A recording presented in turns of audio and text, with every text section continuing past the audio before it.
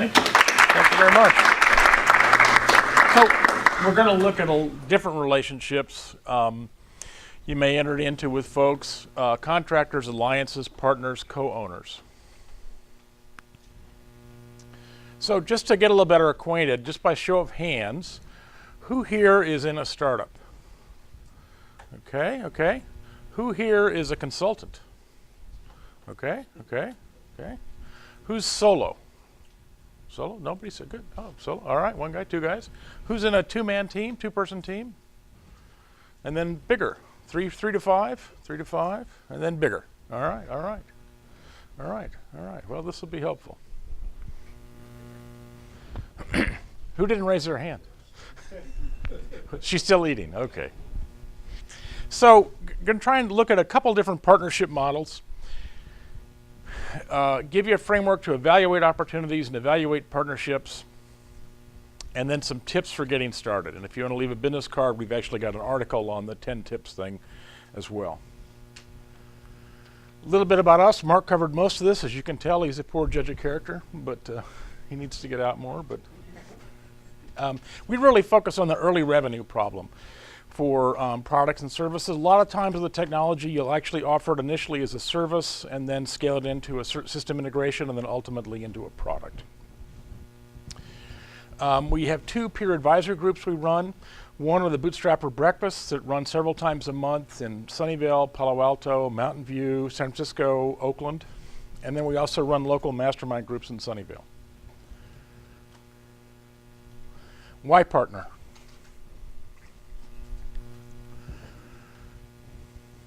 First of all, to make more money, right? And that might either be because you can share overhead and share expenses, share equipment that otherwise you couldn't afford. You may be working with people that have more credibility with you in the industry. Have a seat, please. You may find people that have complementary skills and expertise to what you need. Question? No? The goal here is to allow you to focus on those things that you do well and then to work with other teams that do what they do well. And ultimately to get to products and to scale beyond an hourly billing-based business. A lot of people that are bootstrapping start that way and they're looking for how to rock out of that configuration, right? How to grow out of that configuration.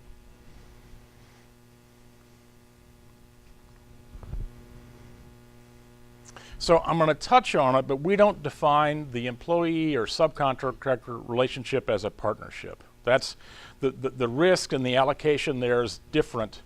And so we're going to touch on that, only to say that's not what we're going to talk about for the rest of the talk.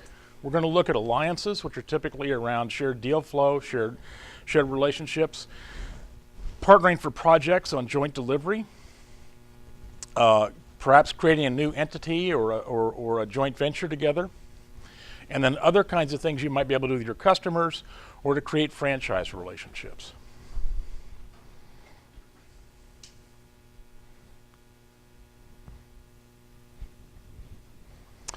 The key element of the employee relationship is that the IP flows to the employer, the income is guaranteed, and essentially the risk is on the employer. I mean, the company may go out of business, but the employee has got a fairly fixed contract for what's going on.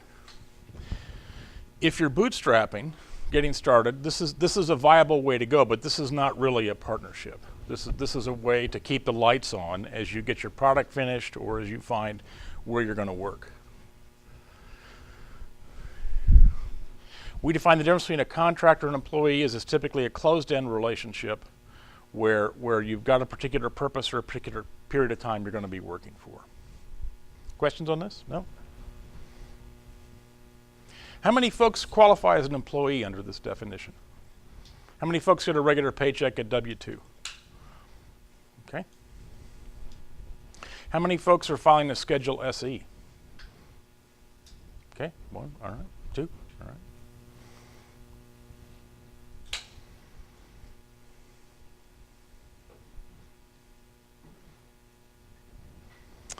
So this is essentially a stag hunt model where people band together for greater visibility, where one or more of them may already be in business, and they agree on how they're going to share the visibility. They agree on how they're going to share the deal flow. We're going to cover this in more detail. Examples of this are reciprocal lead flow relationships. How many folks have an established reciprocal lead flow relationship? How many folks share leads with at least one other entity? How many folks are getting leads from some other entity? Okay. And are you doing that based on a paid basis or because it's reciprocal? Reciprocal. And you, sir? Both. Both. Okay. Okay. Well, I'll go faster. People seem to get this. Sometimes this may be reciprocal discounts. You may let them bundle your services in.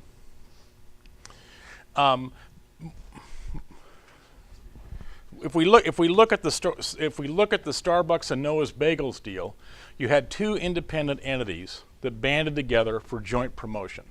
They each had their own floor space in the store. They each ran their own store. They were adjacent.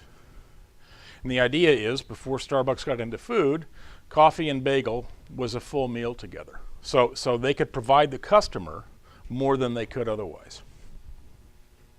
Each can focus on what they do best and expand the range of offerings in a focused area. There really wasn't a lot of shared risk in this. They essentially did what they did, but they agreed, here's the demarc, here's how we're going to work together. So what does this look like? If we think about this from the point of view of Starbucks, Starbucks has got a customer that wants to buy hot coffee. So, and more now, but if the customer was hungry, they didn't really have a good solution. So instead of getting into the back end and the kitchen business, they said, let's reach out to Noah, and they'll supply the lox, the bagels, the pastries, all of that. So in your own business, you might see the same thing. I'm good at this, but my customers are actually asking for more. Instead of trying to get good at better, you might look at who else you can work with to provide more of a complete solution or a whole product.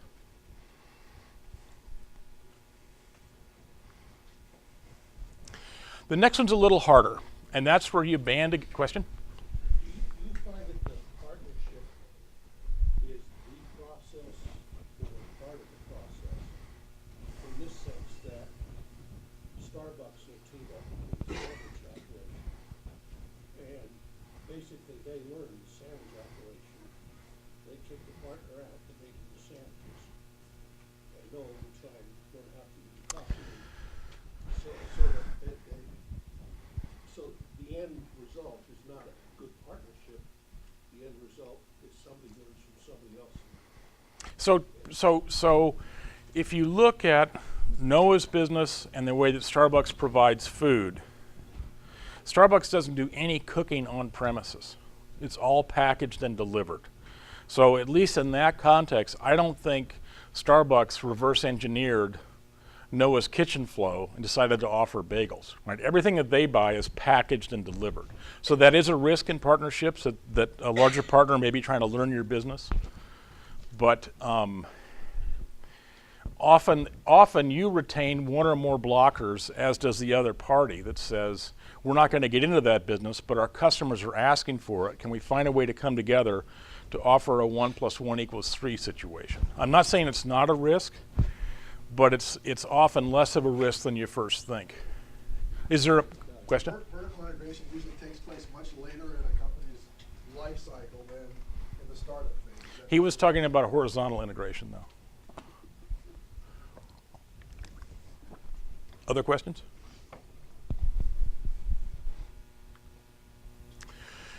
So now we look at the next level up, where you're going to work with somebody to deliver a project.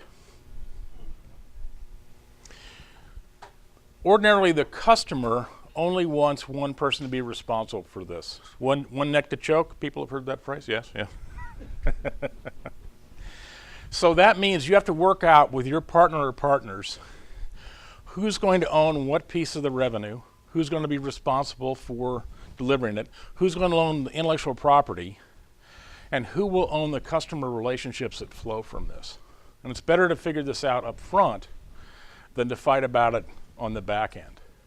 And these are all predictable outcomes from a joint project delivery. It does not have to be 50-50. Partnership does not have to be 50-50. You might add a piece and you take 20% or you take 80%. Depends on the mix of the risks, the IP, the customer relationship that you're bringing. How many folks are in a 50-50 partnership? What's the split in your relationships typically? You said you've got a reciprocal lead flow deals. How does that normally split? Yeah. I'm going to pick on you for another minute and then we'll. Usually, well, we're in the insurance business. So, Who would be an example of someone that brings you leads? ASL. There we go. Okay, so a new entity forms. ASL takes care of their accounting infrastructure, gets them set up, but now they need insurance. And so typically it's going to be initiated on the ASL. They're going to find the new folks. Then they're going to say, oh, here's some folks we recommend. So that's one way of doing it, and that it's not rewarding for the other side because I can't really send anything back. You're typically not finding new entities for them. Our clients, so we like to think we provide extra good service because they do that right. Right. Then the other is we do get some leads on the benefits side, and if they're successful, we just pay so much ahead for somebody referring us. You sir, here, what kind of reciprocal lead flow deals are you in? Yeah, I would say it's like-minded folks calling on the same people, the same sort of point in their trajectory that have a non-competing product. And what do you offer? Professional services, For what kind? focusing on the office of CFO, CIO through periods of change, capital raise, crisis, etc. So you're like an interim CFO, interim CIO? One thing we could do. And so you're doing these joint projects. Are you doing typically joint project or more interim labor? There's no revenue share. It's a reciprocal arrangement that works for both. And there's joint accountability and visibility, but there's no rev share. It's how are we doing for one another? Is it still working? More so than it's a real JV or. How do you figure out who retains the customer relationship? The guy that started with it?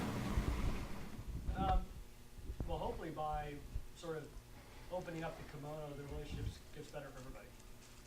So you're both selling to the same customer? Yeah. And there's no competition.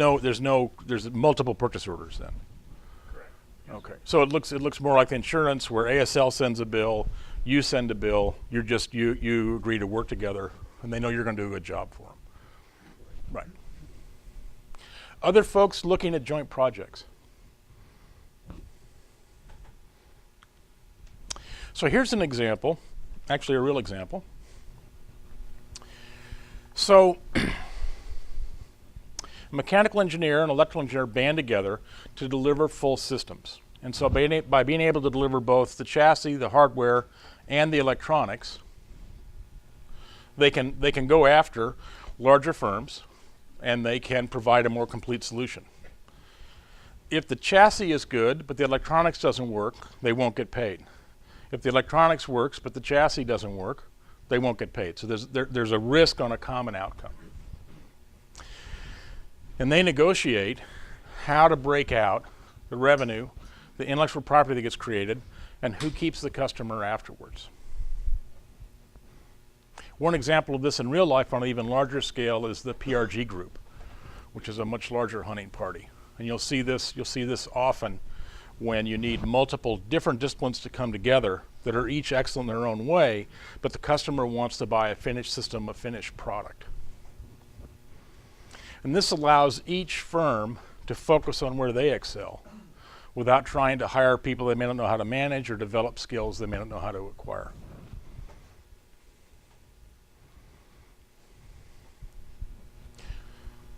So in this case, the customer's need is a working system that's a combination of mechanical and electrical, and they're project partners. So if it goes south for everybody.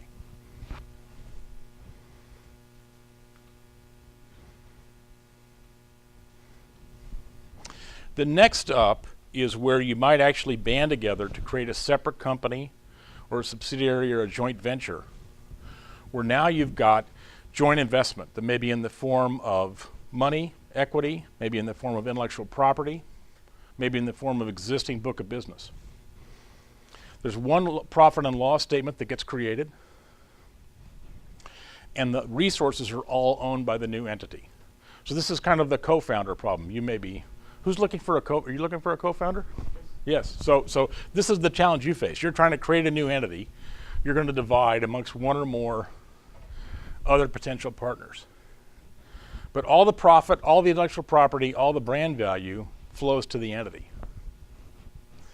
The ownership does not have to be evenly divided, and we'll talk a little bit about some of the risks of a 50-50 split in a two-person firm. But this is where you actually create a new entity. So the example another real example we've chosen is a plumber and a decorator get together. They have a store, and they also have, the plumber can do the installation. So they can go and pick out what they want in a new bathroom or a new setup, and then they can, the plumber can actually handle the installation and bring up. So what you're buying is a finished bathroom, not a bunch of parts off the shelf at Home Depot. This combination for a lot of customers is much more valuable than buying it and them having to do the system integration. So by assuming the system integration problem, they're actually creating more value. There's risk on both sides that if the decorator can't manage the store, the plumber's not going to make any money. If the plumber can't actually get the things installed, the decorator's going to see things backed up, and then they're going to stop selling. But the idea here is 1 + 1 = 3. So the customer in this case is someone that wants a complete redesign. The bath, the fixtures, everything installed, ready to go. I want to look at it in the showroom. I want you to come out to my place and tell me what it looks like.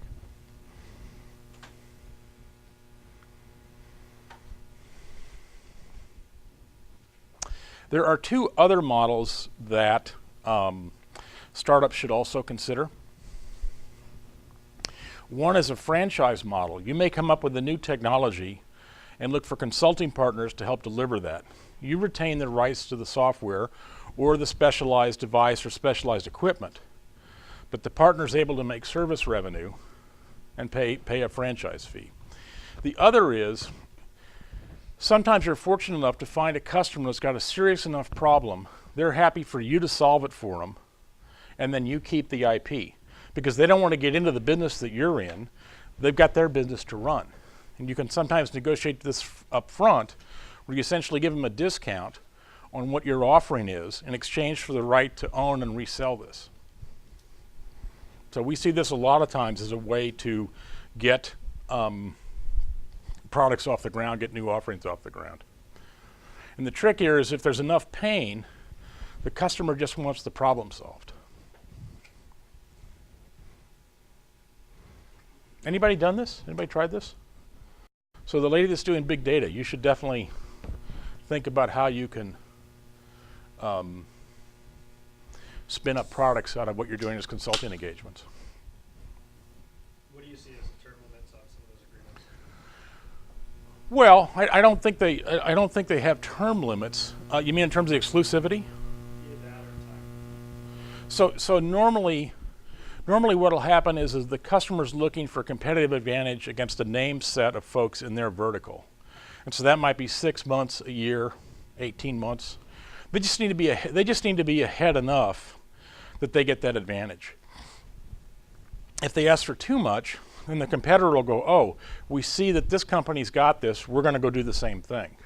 So there's a tension between how much exclusivity is meaningful. If they ask for too much, then their price goes up because your expectation of being able to sell it to other people goes down. And it just devolves into a essentially contract work. So the source of the discount is your ability to sell this to other people if you're on the startup side.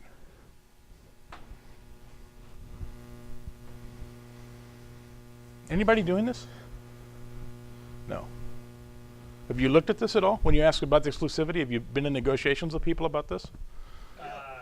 Sure. Yeah, this happens kind of a lot actually, and certainly with some sort of people looking to be in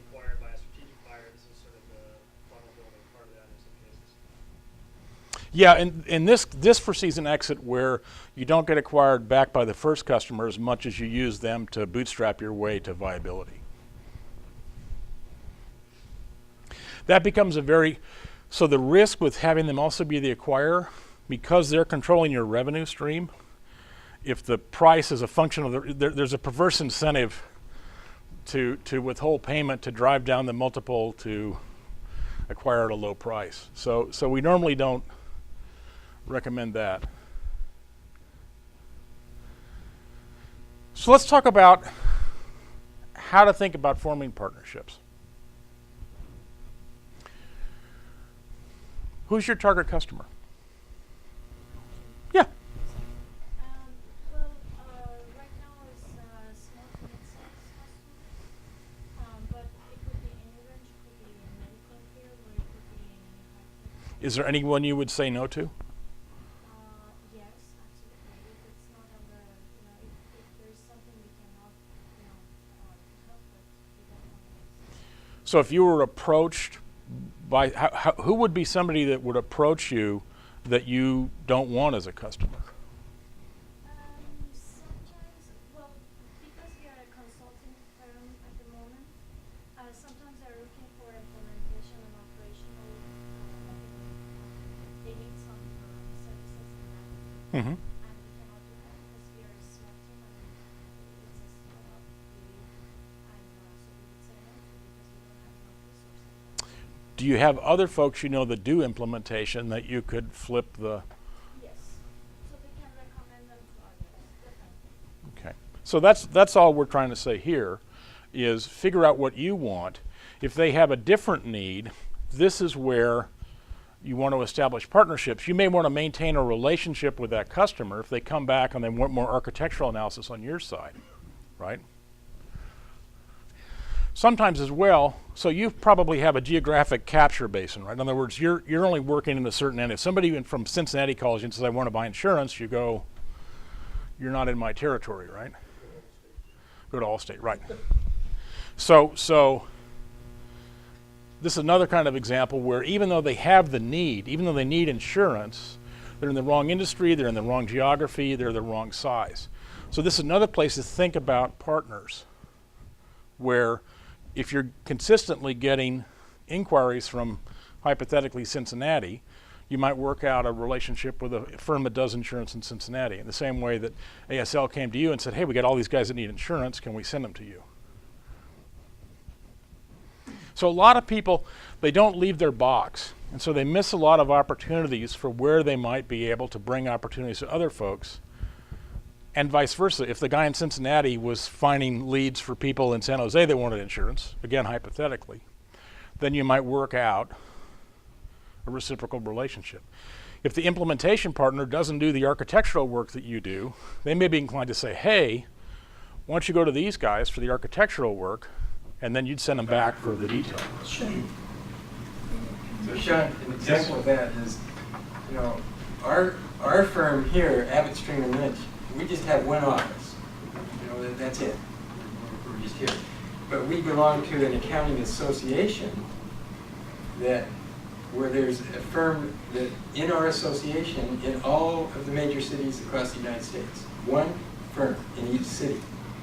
So if we have a client who maybe wants to open up an office, let's say in Denver, well, we can call our affiliate in Denver and they can help them.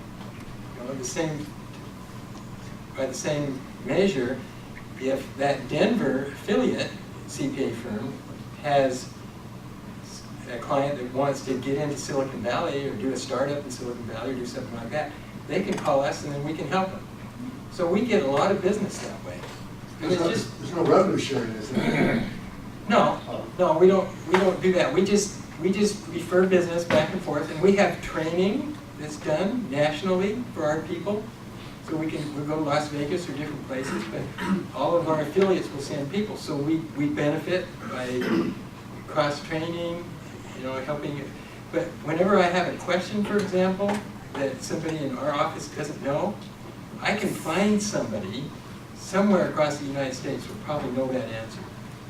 So it's a great relationship because you know, we get business from it, and then and we're getting referrals from it. So they probably have an arrangement that they're not going to try and recruit them away as a customer. Your alliance partners agree that that's your customer, right? So it's maybe not. It's less. It's a reciprocal deal flow and an agreement not to recruit, right? If you see this where a geographic footprint is helpful and you're small, then these are relationships to explore. Even in a web business, you may have an upfront or an on-the-ground implementation. Same holds true for competency across the portfolio, a service portfolio, right? Right. So there may be areas where the customer's asking for it, you don't have it, you don't want to develop that competency, you're looking for who you can plug in. If you find folks that are looking for something you don't do and that are not a prospect, there's probably something about your messaging that's attracting people you should tune. Right? We sometimes get this where people have crafted a message which is attracting a lot of insurance companies from Cleveland, which are of no use to you, right? So that's one other diagnostic to run.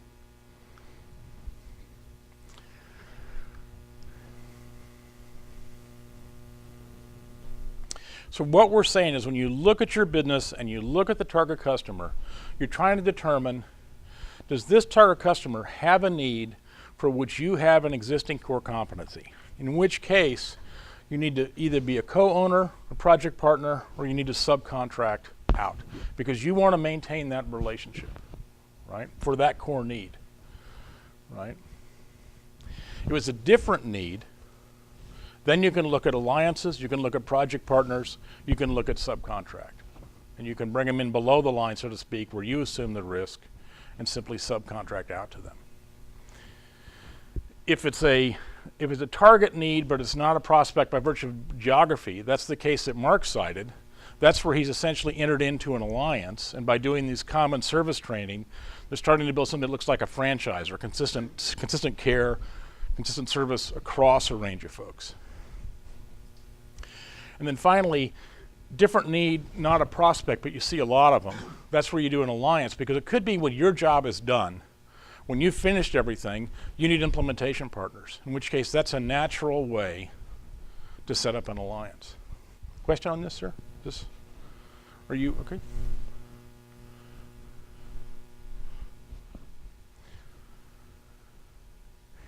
So this is the tricky part, right? No conflict, no interest. If there's no overlap whatsoever, then it's going to be hard to have some kind of relationship. If there's too much overlap, then it's going to be hard to keep things together over the long run, right?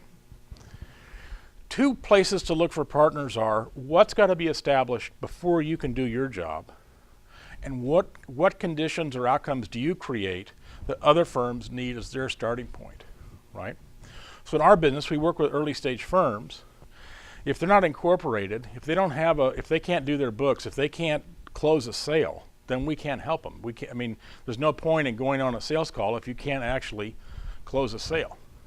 So we refer people out to attorneys, naming people, website people, accountants, everybody you need to get started so you can actually make that first sales pitch.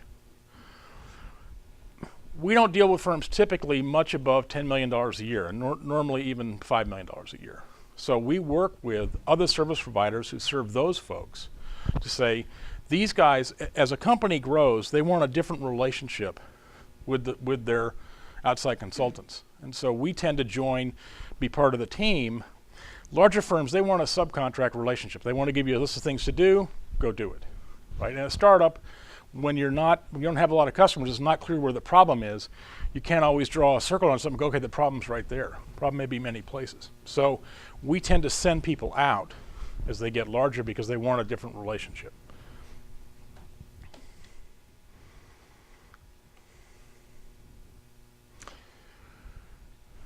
When you're thinking about this, you've got to find some kind of 1 + 1 = 3. You've got to find something that the two of you together, there's going to be some synergy bonus, because guaranteed there's going to be friction, right? Anytime that there's some overlap, there's going to be some amount of conflict. You've got to figure out, what are we doing here? Are we actually reducing the customer's risk by offering a fuller offering? Do you have, by virtue of being in business longer, customer satisfaction, a happy set of customers? Maybe there are new kinds of services you can offer to them via partners. That's one way to leverage your brand value if you're happy that the partner's going to do a good job for you.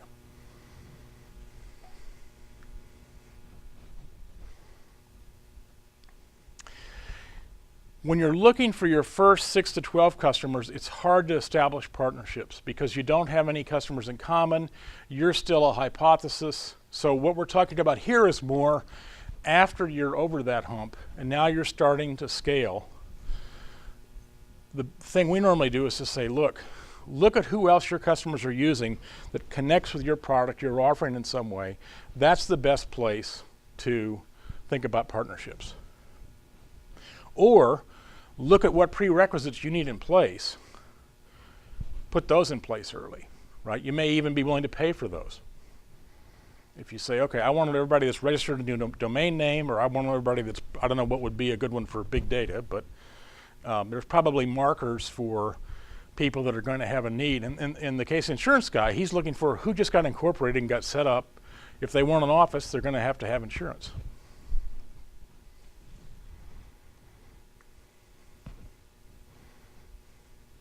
From the partner point of view, it's always a good idea to step across the table and look at it from their perspective. And so what is the demarc? What is the line you're offering that says, this is what you're going to do, this is what I'm going to do? Often a very big decision to make is one purchase order or two. How do we divide the purchase order? How are we going to go together? How are we going to quote it? How are we going to put that together? It's better to start small in those cases if you can, so you understand. Once you divide some money with somebody, you get to know them a lot better than just having coffee with them, right? A mistake, in particular, a lot of startups make is they look at the partner as somehow a salesman working for them. Okay, now they're going to sell our product for us. No, you're still going to have to sell your product. The question is there overlap where they're going to be interested in introducing you or getting you involved? One thing you can do to help that is to become much more systematic in your own sales efforts and be very clear what constitutes a prospect for you or where your sweet spot is. So you're not just looking for everybody that does this or everybody that has a need.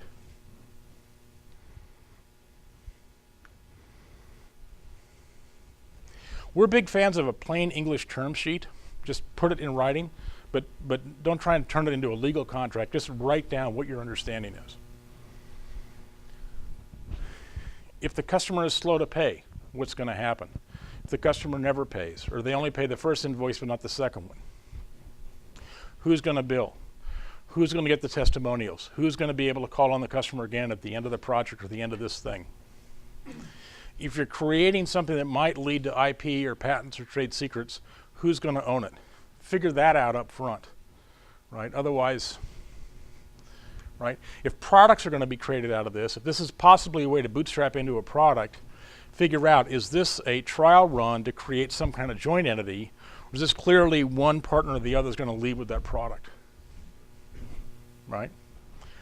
Is this a one-time opportunity, or is this going to be a recurring thing? How do you, while you're still talking to the other party, negotiate how you're going to end the relationship cleanly, right? Maybe it's renewable, maybe it's upon notice, but think about how you end it before you get into it. This is not often a till death do us part, right? Hey, Sean. Question?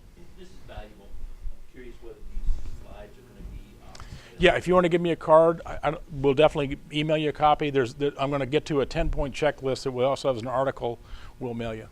Thanks. Everybody in the rush of the new opportunity, they don't look at the downside. So I guess I'm more pessimistic, or maybe seen more.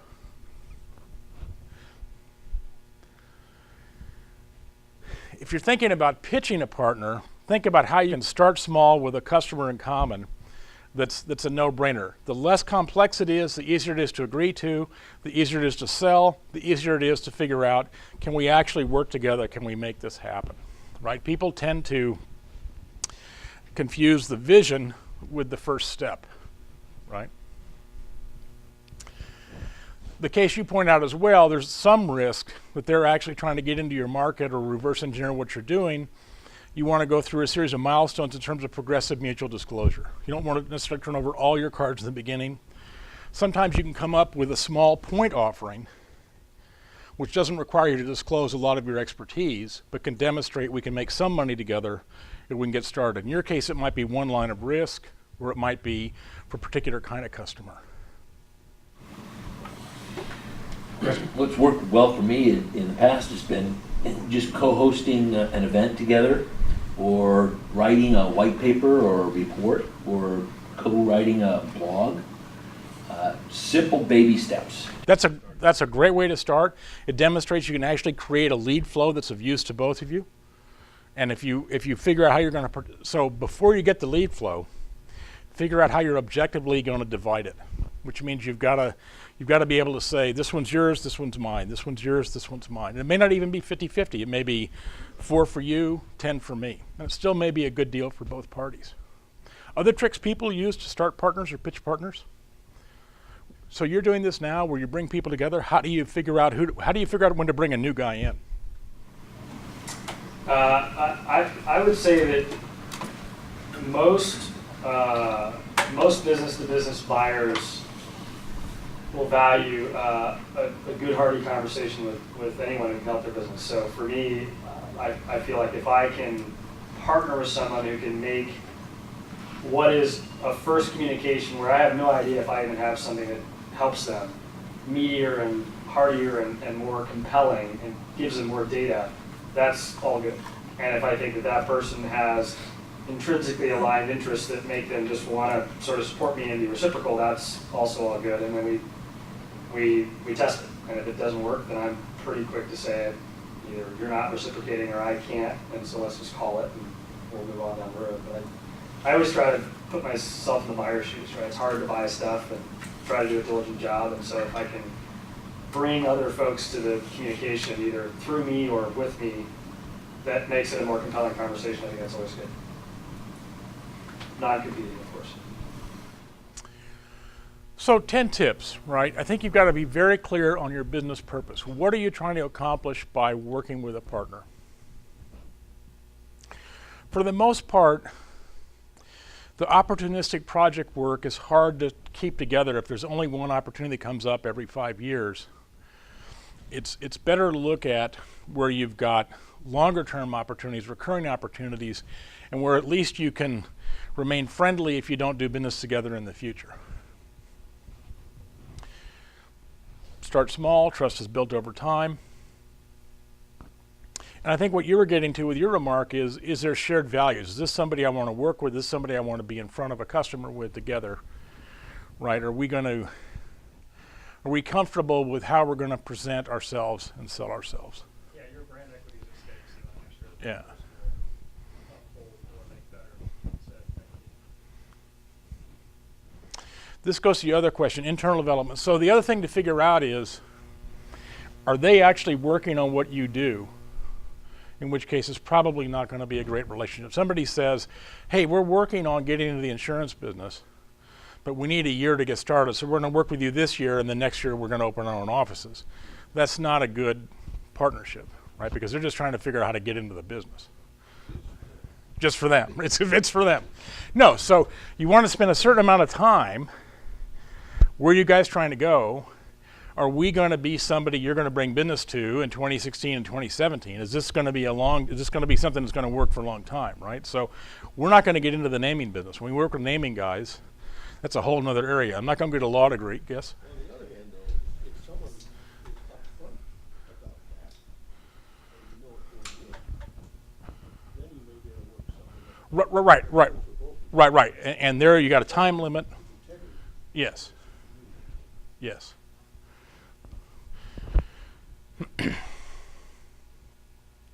The one purchase order or two is something very much to figure out how you're going to do that and what's going to be the buying pattern for the people you're selling to. Is this really an alliance? Is it really a joint equity relationship? Is it a shared space where we just share cost? What are we really looking for in this relationship, right? oftentimes people go into this because they're unhappy with their current level of lead flow or their ability to close deals. And this is normally not a remedy for that.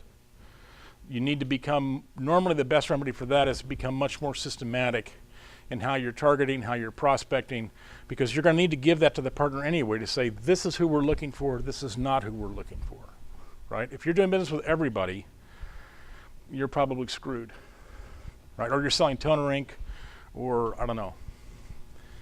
It's not a salesperson working for you. So that list will be available. This is where we spend a lot of time as we help folks scale up after we've closed early deals, looking at what's needed. And there's a feedback form on your desk. I appreciate any feedback, and I'll take any other questions people have, and I'm happy to flip back through the deck. I've got some supplementary material if I don't get any questions. So a partner is not a salesperson working for you, right? Unless it's explicitly a channel partner relationship where they say our business is to be a channel partner or distributor, right? But most of these partner relationships, they're providing some other kind of good or service that complements yours, and that's a different relationship from a channel partner.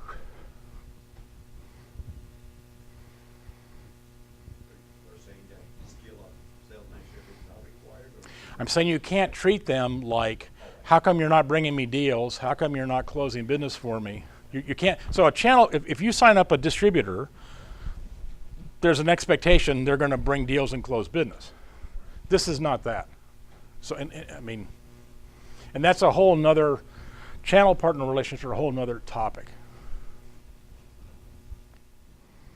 Yes? Do you believe sometimes your competitors can be big partners? I would say that a lot of times we think we have way more competitors than we actually do. And so you may think you're competing with all these people, and actually you're competing with very few of them. The number of things that you can do with distinction ordinarily is low. And so if that's where you're focused, then you're normally more willing to partner outside of those areas. Question? I'll make a comment on that. And I would agree that I think the marketplace sometimes thinks that folks are competitors when they're not. And I always get to know my competition really well, and I'm always in contact with them, because what we can do is say, we're not competitors at all, and we can then take that information out to the market and help automatically differentiate ourselves by building separate brands that are stronger in their own and make for less competition in the marketplace clear on what we do. It just helps both parties. Even if you are competitors, so what is a trade show? A trade show is a whole bunch of people that compete with each other throw a stag hunt. They throw a common event which attracts more people to come, and they compete in the context of the trade show, but they collaborate to create that show. This is also true for industry standards. This is true for competitive practices that get adopted or don't get adopted. So I don't think it hurts to talk to your competitors. You typically in an industry norms evolve because competitors find a way to collaborate even though they're competing. Yes? So besides what we talked earlier, I'm in talks with a large company, ISGN. They make about $50 million a year in selling mortgage services, the third largest. We've had our fifth call with them on phone calls, and it's really slow closing these guys because they're bureaucracies. So one of my challenges is all their services are all B2B and not they're off the web. So how do I figure out how we can the key word you said to us, how do we demonstrate how together we can make money? So I'm challenged how to do that because all their technology, our technology is offline, sort of stealth. The answer may be there isn't synergy. There's a massive synergy, but it's not easy for me to figure out because I can't see their product. You have to be able to demonstrate enough they're willing to turn over the next card. If you can't start the process of progressive mutual disclosure, you can't get to the deal. But we're already there. We're at NDA. You have a customer in common? Yeah, mortgage services. Okay, so you have some third party that says you two guys should work together. Not yet because we're on that stage yet, but we do. Okay. So what's the question? Sorry. How do we research companies, B2B companies that don't have a product online? That's, I guess, what's working. Well, you do it the way we used to do it 2 decades ago before the web existed. You talk to people. You go to trade shows, you read magazines, you read newspapers. Are they not being forthcoming or just slow? Slow. That's my challenge is slow. Speed.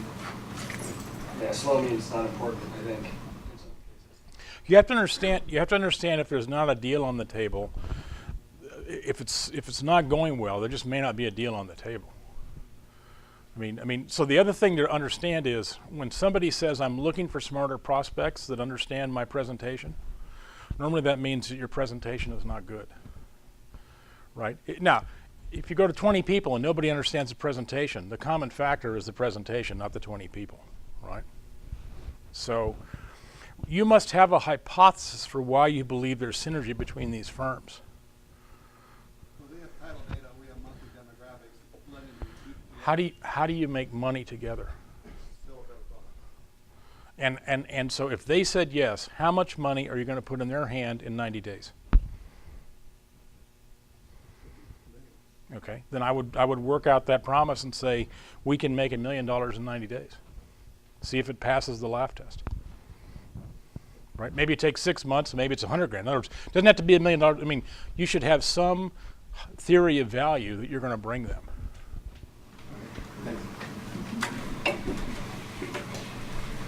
Can you talk about like a startup and the business relationships that are really critical for them? And you know, do they just treat them as a vendor, or do they do some kind of partnership? For example, if they need legal help or they need product development, and trying to get people to do that. So you might have to give them stock, and so that's kind of a type of strategic alliance or partnership. So, For a startup, what are the key kind of partnerships that they should be thinking about to be successful? So to me, the reason why you establish relationships with your accountants and your attorneys is not to get the company incorporated, not to get the books set up. It's when you hit that first bump in the road, which is out there, you've already got a relationship with people you trust that you can then get help on. So we see startups sometimes making a mistake where they say, well, I'm just going to get the best deal possible to get incorporated and I'll figure it out later. Well, that's a strategy, but if you get into real negotiations where now you need legal oversight on something, then you've got a problem, right? If you have your cousin who's in the dry cleaner business do your high-tech company books, he may set things up in a way that you discover a year later that was, in hindsight, maybe a really bad mistake, right? You're never going to get an SBA loan as a software company, so you want to present the assets very differently. So we look at, so the accounting relationships, the attorney relationships are things we look to put in place or have in place so that the company can scale. And to me, it's not so much about the transactional work as it is about when things go wrong. And the problem is, if you're in the middle of something's gone wrong, you've hit something with your, whatever, the business is not going as you anticipated. And if you're in a startup, that by definition is how you wake up most mornings. You don't want to be in the middle of all this trouble trying to get to know somebody new, because it just makes it much, much harder. So what about product development and marketing, for example? At what point should this entrepreneur decide, we gotta give some stock to a marketing company here to really help us work this, rather than try to do it on their own? Or say product development. At what point do they say, I need to move this along quickly, there's a short window here, I need a partner to get this product to market? We haven't found equity relationships for development to work very well. The economics of most of the development firms doesn't allow them. So if you think about, I give you stock in 2015, and in 2019 you get $1 million, right? Maybe.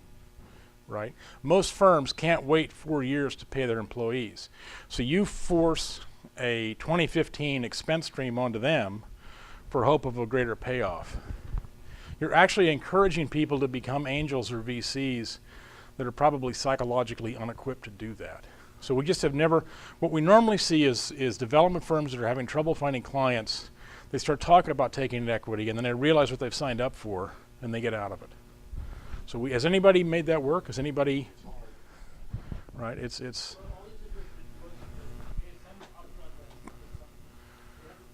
Right. Essentially, it's maybe the equity gets you a discount, and essentially what you've actually done is the firm has said, you were going to beat me into a discount anyway. The equity is a fig leaf to give you that discount, but they don't count that equity as worth anything, right? That's. I mean, you read about that a lot. We just have never seen it work. We've been at this since 2003, right? Beginning of nuclear winter. And then when you get the big check, you call ASL's tax department. Well, that's as we say, a high value problem. That's a high value problem. Do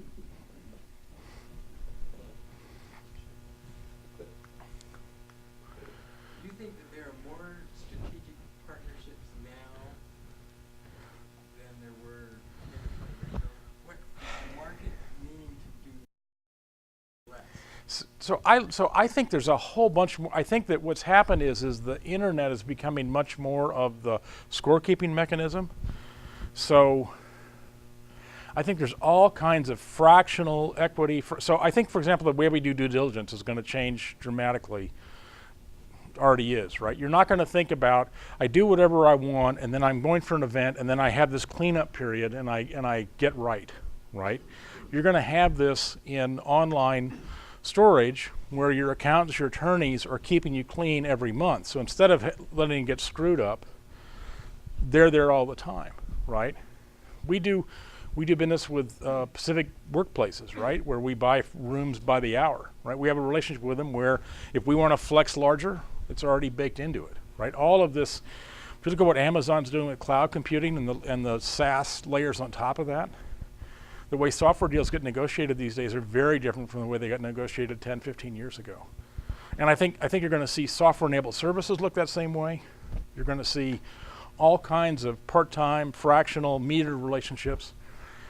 On the sell side, our SaaS folks now have independent people measuring their service level agreements, SLAs. So if there's an independent verification, you met the SLA or you didn't. You can't. It's not always the case. You can just self-certify and go, no, there was no outage, right? They want independent proof of that. So I see this as happening a lot more. I think the mistakes people make are they're not clear about their business. I think the other thing is that if you don't define your competition narrowly, you end up dispersing your efforts a lot of places that you can't be excellent.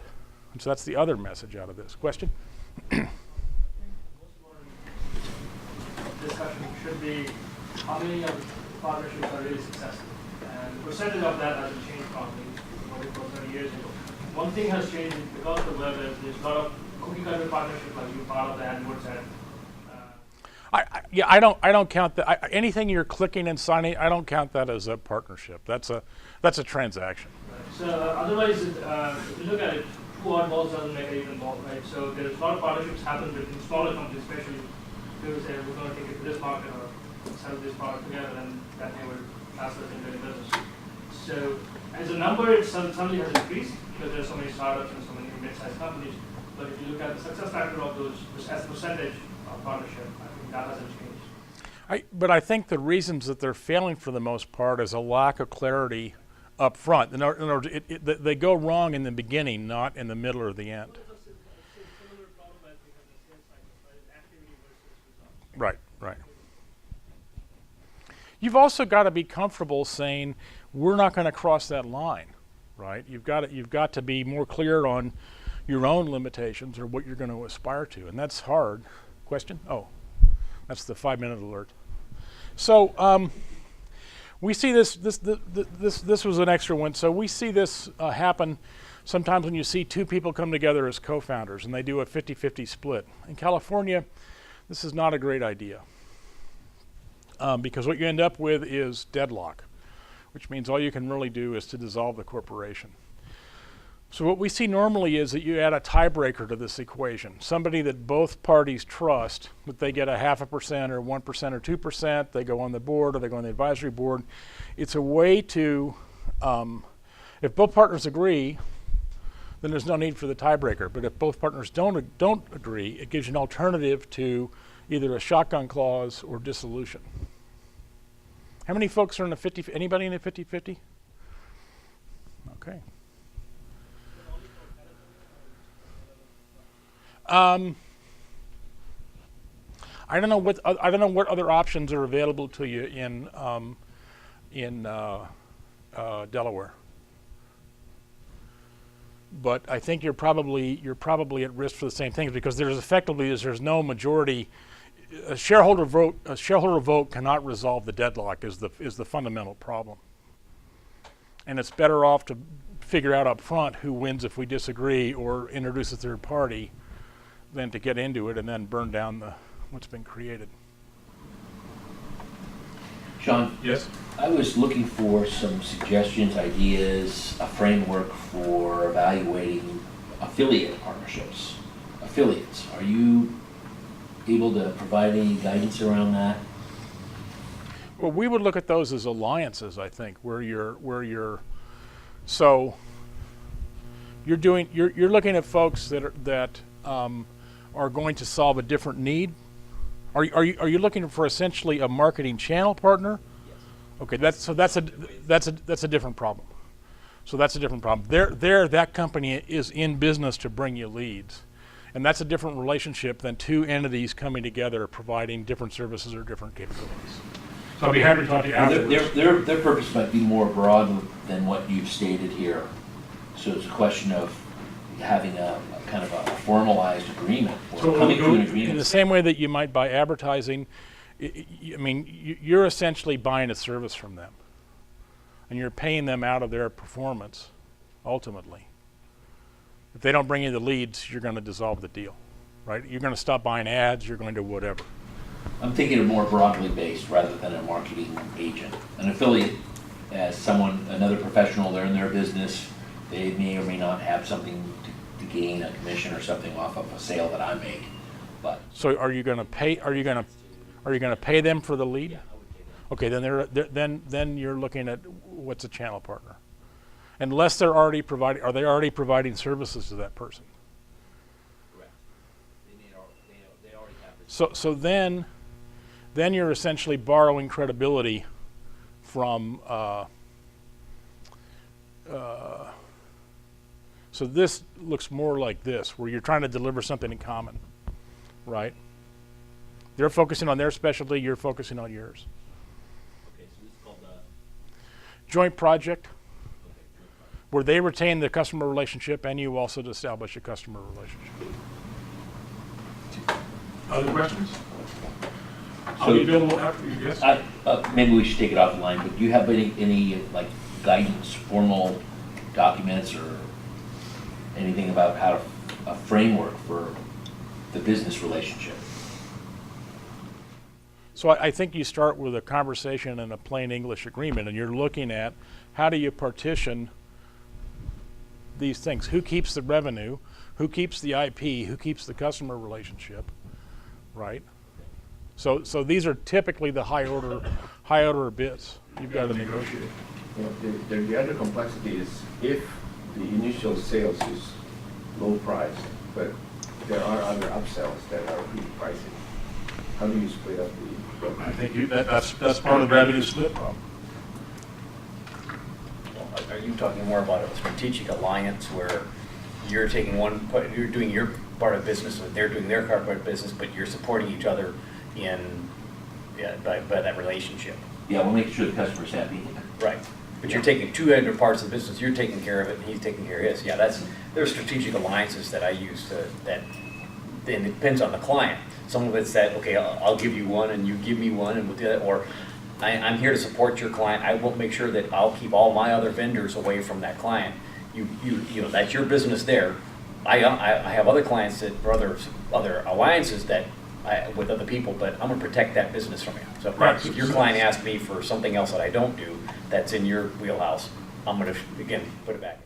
And that's being clear on who owns the customer relationship, essentially. It's just being clear you're not going to bring another partner in that does what you do.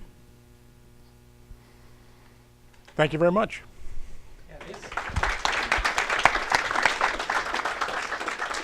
We appreciate